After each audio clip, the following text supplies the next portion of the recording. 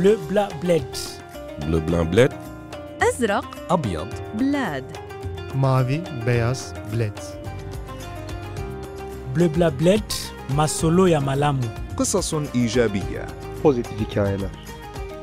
Bleu, blanc, bled. Des histoires en positif. Dans cet épisode de Bleu Blanc Bled, nous rencontrons Issam Alamir Ahmad, pharmacien biologiste syrien qui travaille à l'hôpital Robert Debré à Paris.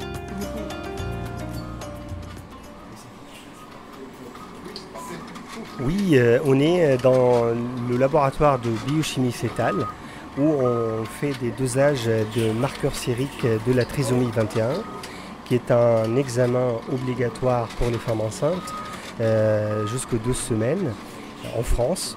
Mais nous, on est capable de faire ces examens jusqu'aux 38 semaines.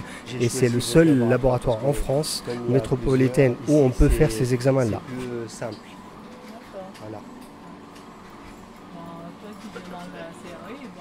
Exactement.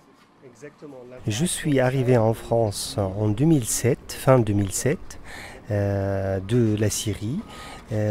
Petite précision, je parlais aucun mot en français en arrivant en France, donc autant dire que c'était pas facile les premiers mois, surtout que je suis arrivé avec un visa d'études, sans bourse. Donc en fait, je suis arrivé directement dans les bancs de l'université de Rouen. Et c'était un parcours de combattant parce que déjà d'apprendre le français rapidement en même temps que les cours en pharma, ce qui est chose est pas simple parce que le français c'est ma 4e langue que je parle et le français est une langue très belle mais très compliquée, surtout la grammaire. Donc les premiers mois ils étaient difficiles. Ça crie toute la journée, ça s'énerve avec ses grands cheveux qui s'en mêlent. Oh là là, mes cheveux.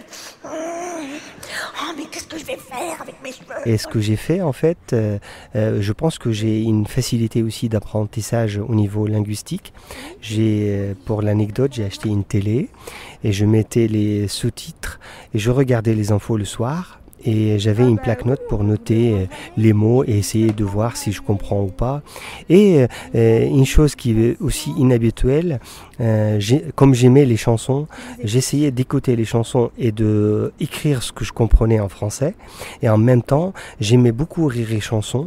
Donc les sketchs, je connais plein de sketchs par cœur parce que c'est les sketchs qui m'ont appris beaucoup de français et beaucoup d'humour parce qu'en fait quand on parle pas français et on écoute les sketchs, c'est pas évident, c'est dur. Même pour l'anecdote, je suis allé au cinéma voir le film de Danny Boone qui est avec l'accent ch'ti.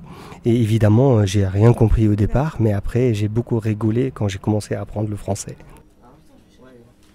Oui, et vous voulez qu'on modifie la date de prélèvement?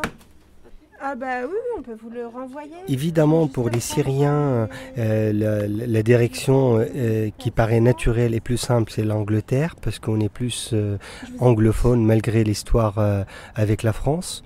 Mais moi, la langue française me passionnait. Je trouvais que rien qu'entendre la musique, c'était sympa.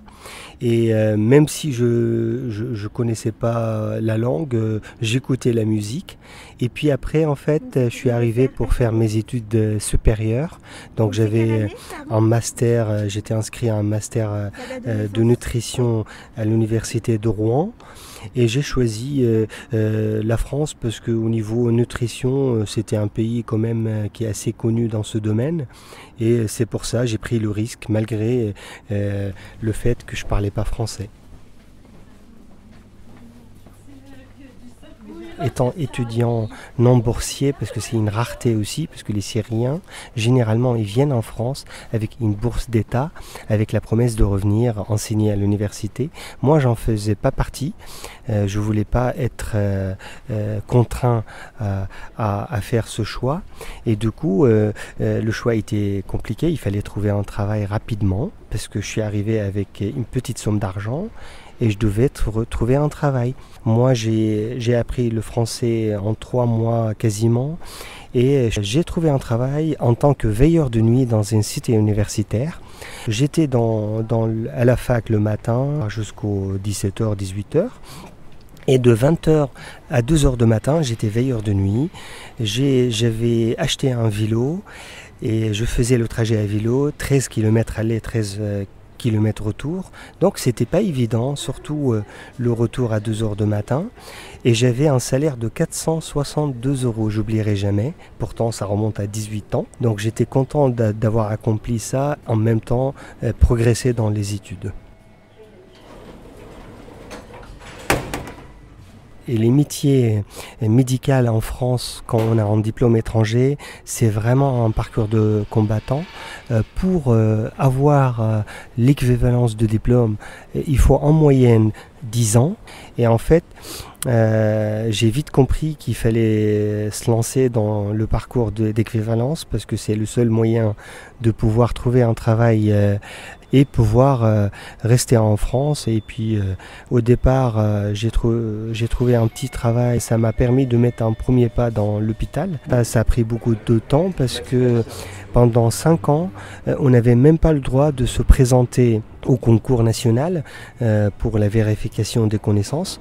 En 2020, il y a eu une loi qui nous a permis de déposer nos dossiers et j'avais un bagage assez rempli parce que j'ai travaillé dans 3 hôpitaux, j'ai fait beaucoup de gardes de nuit, carrément sans repos derrière.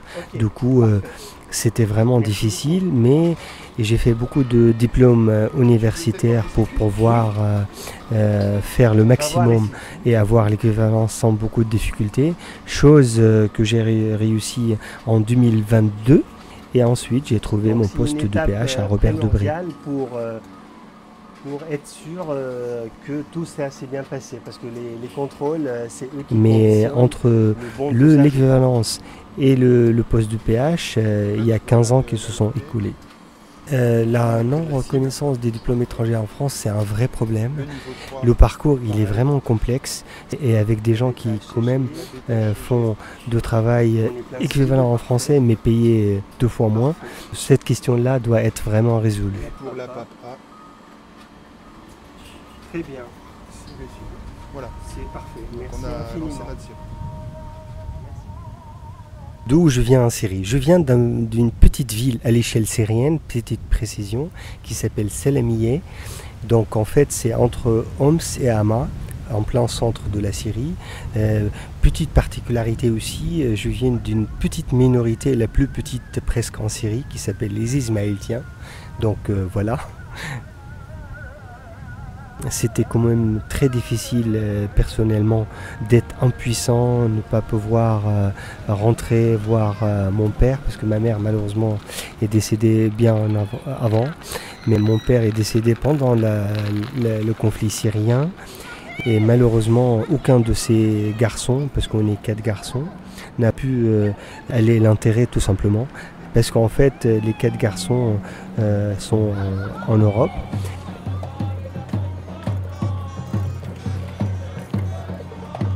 Après la chute d'Assad, le service militaire était plus d'actualité, donc en fait sur le papier je pouvais rentrer en Syrie sans problème à la frontière. Donc en fait depuis la chute, c'est-à-dire le 8 décembre dernier, j'ai commencé à réfléchir quand est-ce qu'on pourra y aller le plus longtemps possible pour pouvoir montrer à mes enfants. J'ai 2 gamins, d'où je viens avec leur mère, parce que ma femme est aussi d'origine syrienne.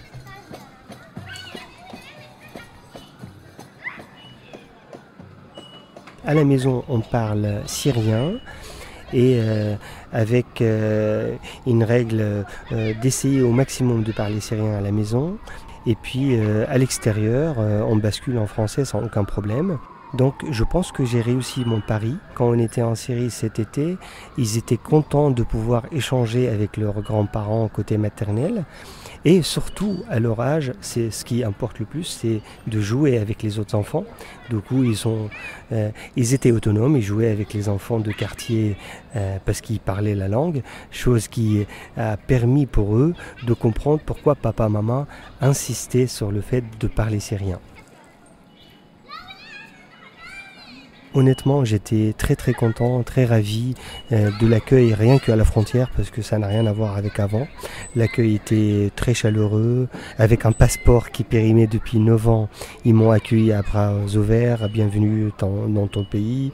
Et puis on est rentré, c'était très émouvant, mais j'étais très triste aussi de voir l'échelle de destruction et ça c'était très dur à accepter. J'espère qu'on est sur la bonne voie. Vendredi prochain, un nouvel épisode de Bleu Blanc Bled. On sera à Annemasse pour rencontrer Mamadouba qui a son échoppe de retouche et couture et qui rêve de créer une ligne de linge de maison.